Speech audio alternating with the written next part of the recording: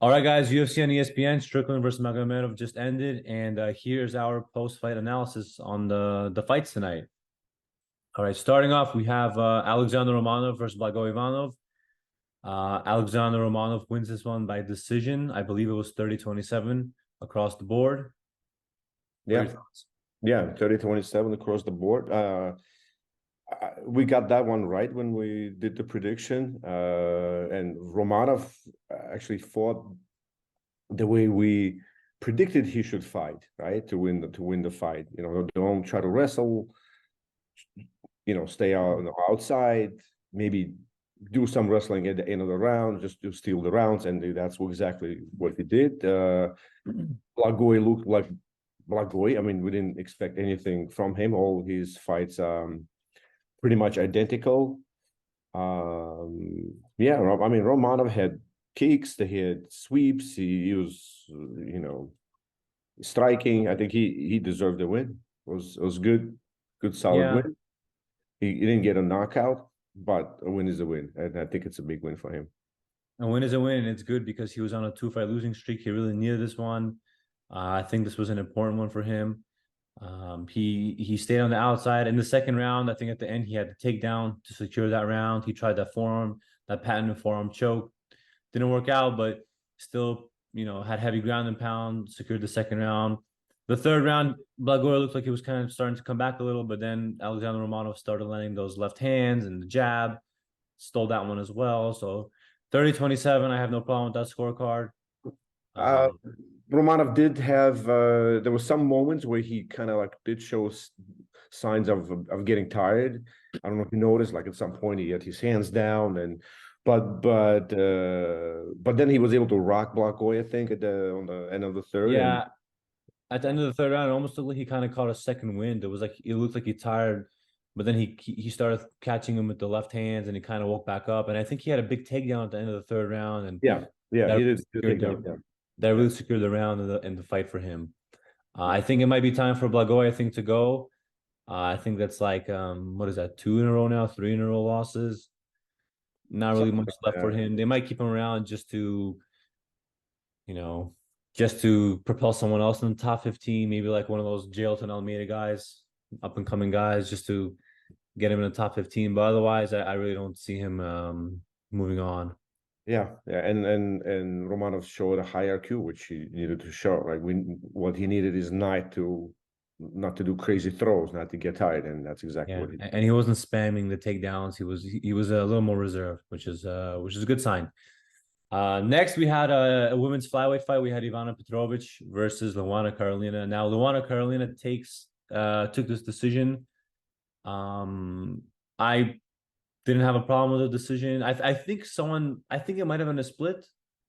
I could be wrong about this. I think it was no, I think it was unanimous, It was 28-20. unanimous. Yeah, Yeah, it was unanimous, yeah. 28-29. Yeah, I think initially we didn't really pick a winner. I think we said if we had to bet, we bet on Ivana, but yeah, yeah, our lock was over 2.5, and that's what happened. Over 2.5, you're usually yeah. safe on doing those for the women's flyweight. So It was yeah, an uneventful fight overall. There was just nothing's going on. Every round was yeah. the same round. Apparently, Luana Carolina is some sort of two-time Muay Thai world champion. I'm not really sure about that. Nothing much to say about this fight. Just kind of a weird, messy fight, typical women's flyweight fight. Um, but we can move on to the next. The next was a very, very action-packed, very, very crazy fight. Possibly could be in contention for fight of the year or something like that. Fight of the month for sure. Guram Kutateladze versus Elvis Brener. This was a war. This was brutal. This was a war, in fact, and Brenner did show a lot of resilience. He showed a lot of heart. Oh Uh, yeah. he was cut early in the first round, and but he persevered, and I don't know what Guram was trying to do. He kept trying to land that weird elbow, right? The tomahawk, Or like flying a tomahawk. tomahawk, whatever. And he kept doing that, and it was closing the distance instead of just keeping the distance because he was landing some nasty kicks. He should have. continued. I'm not sure what he was trying to do, and I'm surprised nobody in the corner advised him to stop doing that. Kept doing it. He kept doing that, and at the end, I don't know what that punch was. That left hook to the back of to the side of the neck, and it's like turned Just shut off, him down. shut him down. Like, yeah, and Yeah. well, I hope he's all right. Yeah, certainly we got that one wrong. Yeah. Yeah, I mean, in a way, yeah, Guram was winning the first two rounds. The first round was a little dicey, but then he rocked Guram to steal a round.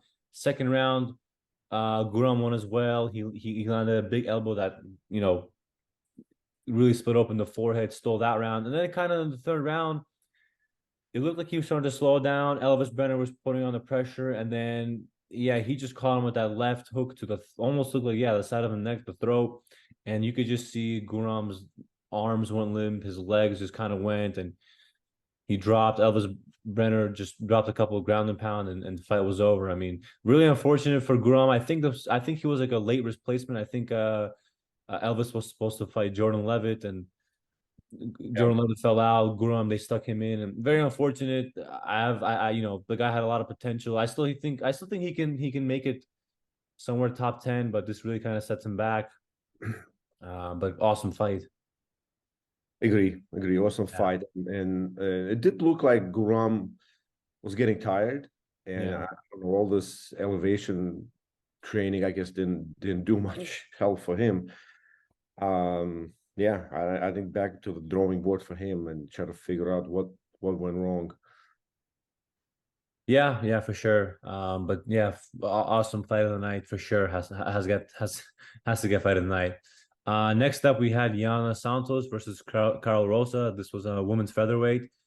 Now for this one, we predicted Carl Rosa would win, but it was, in my opinion, not really a robbery, but we thought Yana Santos won at the time. We thought that she kind of outworked her. She worked the clinch well. She had the good knees to the body.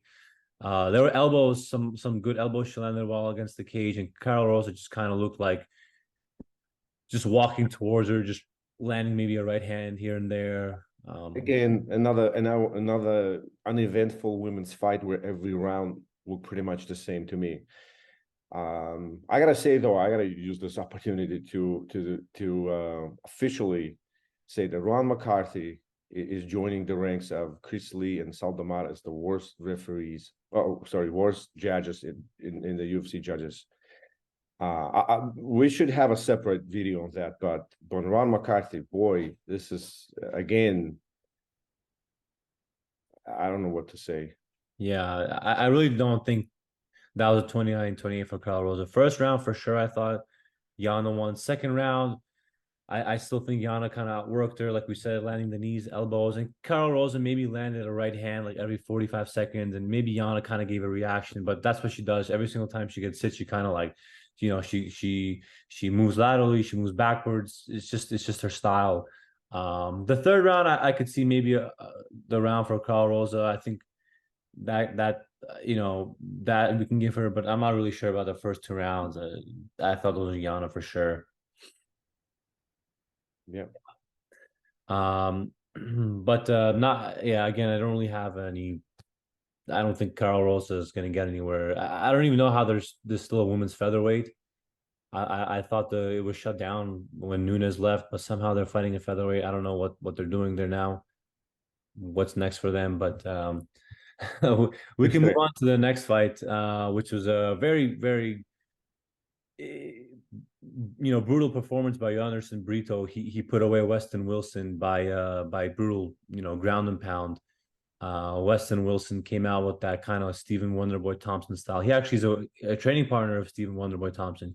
He came out with that style, you know, hands low with that karate stance, and Brito was just like, just didn't care. He got in his face, was throwing big hooks, landed a big right hook, drops him. You know, Wilson goes in for the knee bar. It looked close, but then Brito kind of escaped. He pushed on the butt, got out, and just, you know, gave him brutal ground and pound, puts him away, and, you know, another first round finish. Quick work for Brito. I think it's his third round third in a row by first round finish, and he's brutal. He's good. He hits hard. He, he's a hammer for sure. He could be a guy we need to look out for soon. Yeah, unfortunately, somehow we missed that fight in our pre-analysis. I don't know why we missed that, but we yeah. And Brito was a big favorite, so maybe that's why we overlooked it. But yeah, looking forward to seeing Brito fighting someone next. Next up we have the co-main or the main card of the prelim cards, I guess, or the main attraction of the preliminary cards. We had Kevin Lee versus Rinat Fakhretdinov.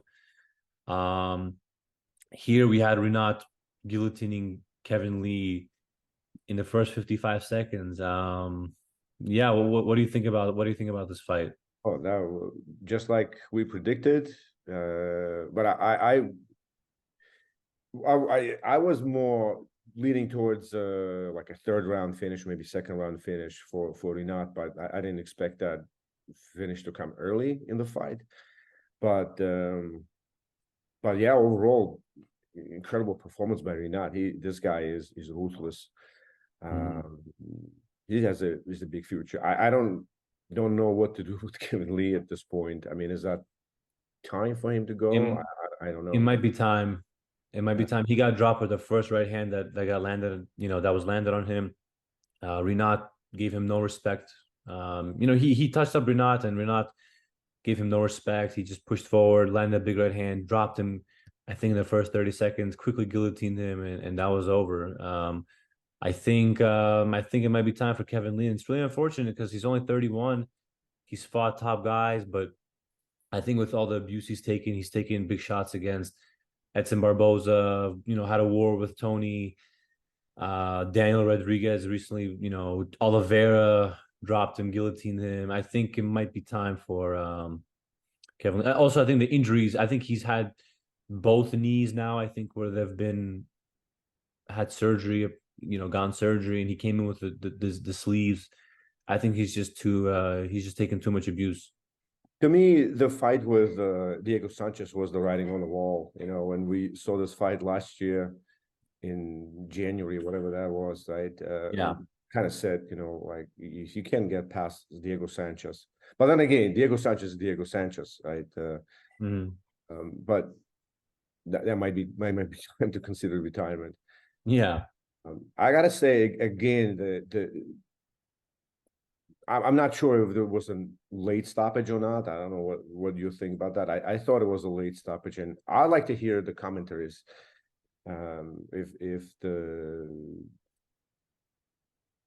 If this was a late stoppage or not, but to me it seemed like, because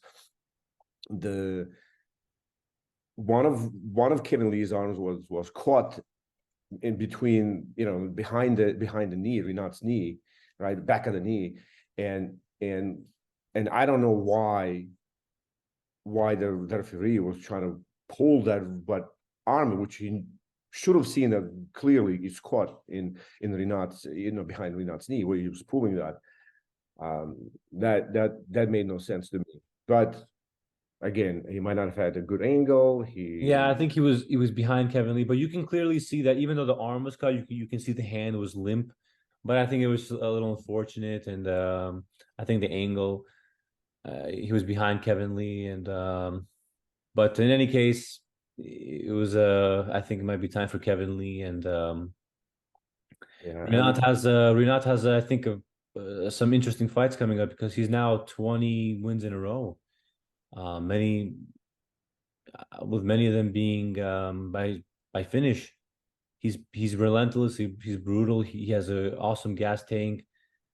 His last fight with Brian Battle, he dropped him, threw him around. I think this guy is a problem. He definitely needs a top 15 contender. Absolutely. Yeah. I don't know what to do with Herb Dean, though. I mean, I don't know why they couldn't get Jason Herzog to do this fight. Yeah, we need Herzog doing every fight.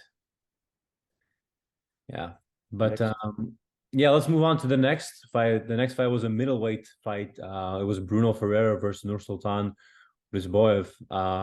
First round knockout for Nursultan. Now, Absolutely incredible fight. Caught the low kick, landed a two, devastating ground and pound. I mean, what else to say? It was textbook ground and pound. yeah, yeah. And I know Bruno was a favorite. He was a -200 favorite. He was a big a lot of people are talking about him. He has good knockout power, but Nur Sultan just kind of ran him over. And I thought his striking looked a little better than what we've seen before. He looked a little more crisper. Everything was a little more straighter. He wasn't swinging. He wasn't overextending. He looked good to me. He I could be got a that fight problem. wrong. I got that fight wrong. That's the second fight right on the card so far that I got wrong. Yeah, I actually predicted that Nur Sultan would win, but I didn't think it'd be by knockout. I think it'd just wrestle him for 2 3 rounds and get a decision. But you know, he's got a interesting frame. He's 6'5" for middleweight. He could be he could pose a lot of problems for I think a lot of guys. Definitely. Yeah. I would like to see him back quick though. He didn't take any damage. He's still young. I would like to see him matched up quickly.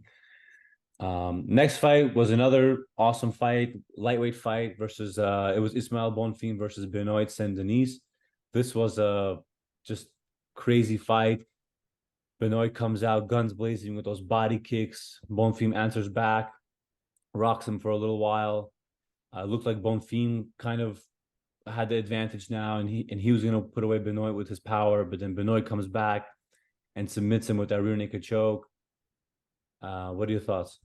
Uh, I thought again another fight that I got wrong. I picked Don Thiem to win the fight. I just didn't realize that he would be so silly just to invite those body kicks. Those he kept asking for them, and at some point I think I counted 7 or 8 body kicks by Saint Denis. Yeah. It was just silly. Why you would be? It made no sense to me. Yeah, I think I don't think he expected it, to be honest. I don't think he expected him to just come out and right away blast that body kick. I think it caught him a little off guard. And then it looked like he almost started to get a little frustrated. Like he started to kind of brawl with him and but it didn't it worked out for a little while, but then Benoit kind of got his bearings back after he got rocked and took him down, submitted him, and that was it. Yeah. But I still think Bonfim can come back. Still a young guy. I think he has some interesting matchups, and so does Benoit. I mean, he's 11-1. I think they're good, still good lightweights to keep an eye on. Absolutely. Next fight we had a woman flyweight. It was Ariana Lipski versus Milasa Gatto, and this one Ariana Lipski won by decision. Another decision. So all 3 women's fights went to decision. So like we kind of said, you want to bet on the women's fight. I think the best thing to do is just parlay them in over 2.5. That's what happened. That's what we saw this card. Don't really have any thoughts on this fight, to be honest. It was kind of a little Uneventful to say the least. uneventful to put it lightly. But I'll point out that again, horrible judging. Chris Lee all 3 rounds to Ariana Lipski. That made absolutely no sense to me. I mean, officially, Chris Lee is the worst referee in the game. Yeah, I was okay with 29-28 on each side, but a 30-27 for Lipski is a little too far, I think, for sure. Yeah. But otherwise, not much to say on this fight. Pretty uneventful. But next up, we had another interesting fight. We had a welterweight matchup. We had Max Griffin versus Michael Morales. We predicted Morales to win. We did predict him, I believe, to win by decision, just because we haven't really seen Max Griffin. I think, you really don't see him get put away too often. But Michael Morales was close a couple of times. He had him rocked. Max Griffin was, dropped a couple of times, was circling the cage. He won the first round. Max Griffin came out, won the first round, but then Michael Morales just put it on him in the next 2 rounds. Yeah, and he had a few flying knees. Michael Morales that had a few flying knees. He had kicks. He was mixing it up.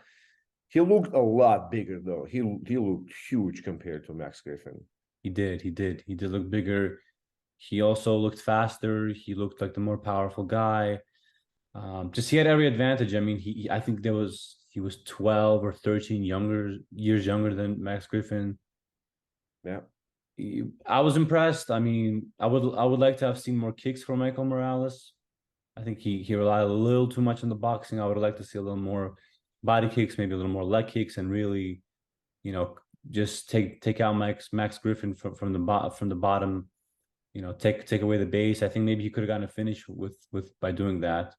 He is definitely have a good potential. I mean, if I'm his corner, you definitely tell him to maybe not show both as much as he did, and not try to slug it out, because the more you try to slug it out, you're giving more chances to somebody like Max Griffin. Sorry, somebody like Griffin.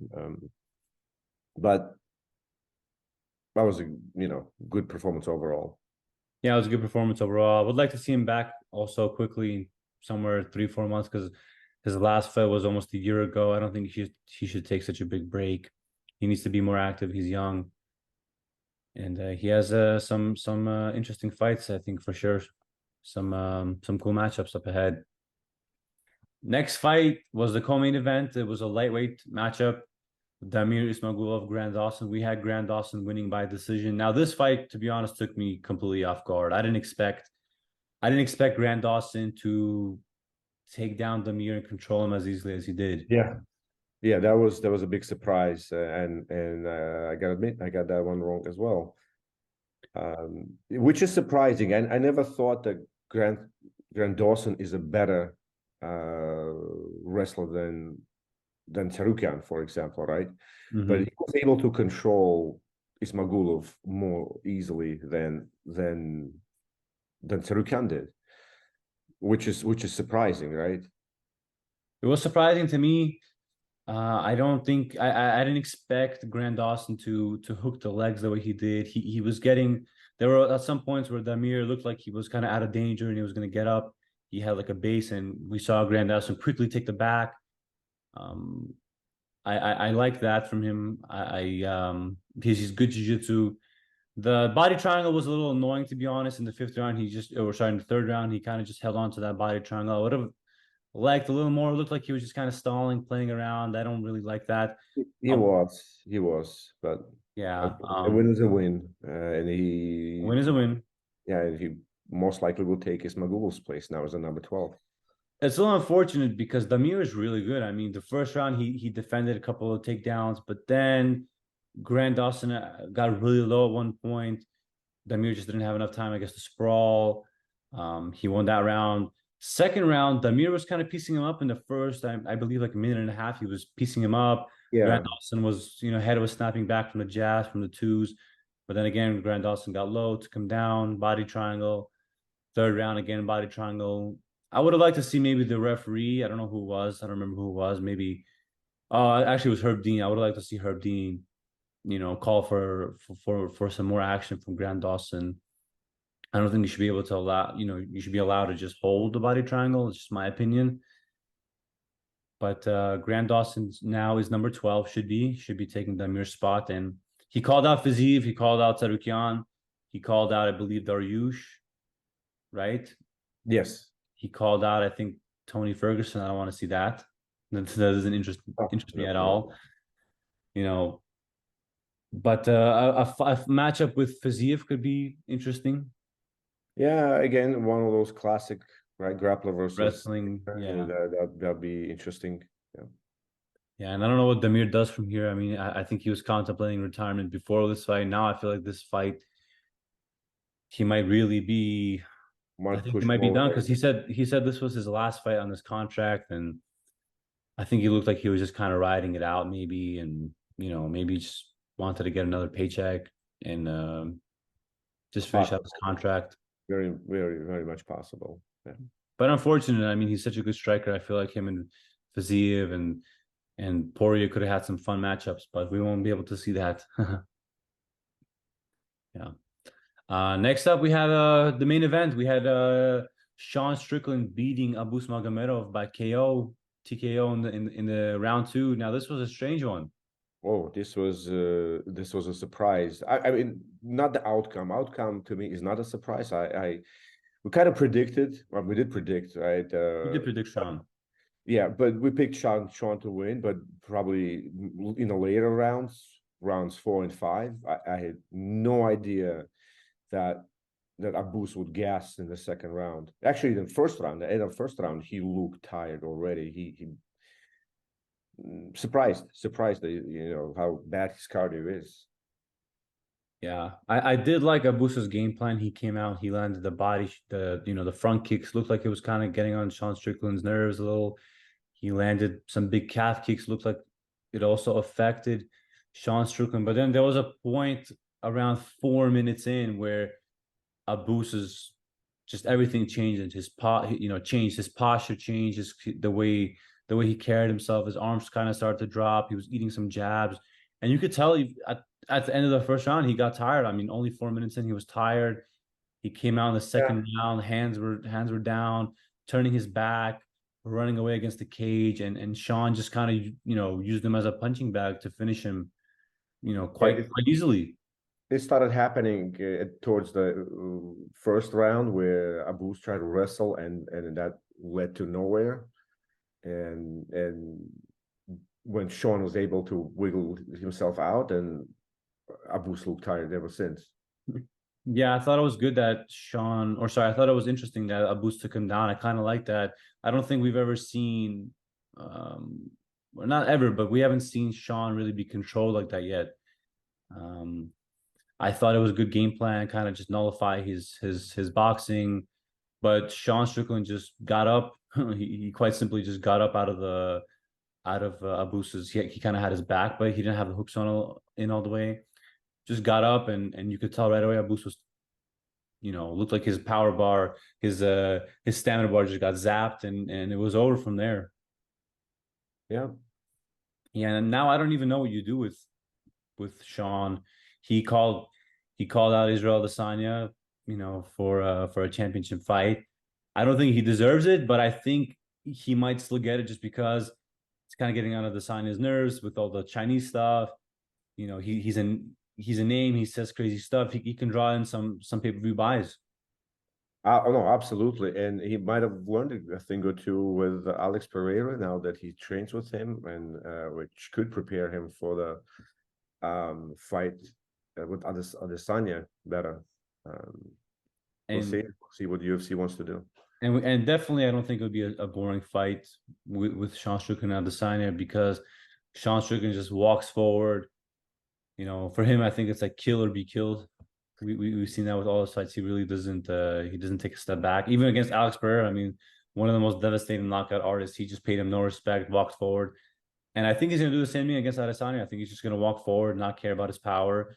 It's gonna make for an interesting matchup for It is sure. definitely going to make an interesting matchup, and one thing for sure is that Adesanya is not going to guess out. That Yeah, we know for sure. Adesanya can go 10 rounds if he has to. yeah, and so can Sean. Yeah, Yeah, and Abus, I think Abus needs to just. I don't even know. He needs to go back to the gym, do some treadmill, do some assault fitness bike, get the cardio up. yeah. I'm not sure what to do with Abus at this point. Yeah, Yeah, but in any case, it was an awesome card. I really wish it was not in the Apex. I feel like this could have had an awesome crowd. Could have made for a better viewing experience. Watching on TV as well. But next week we have UFC 290, so look out for our analysis on that card. And yeah, thank you. all right. Cheers. Bye.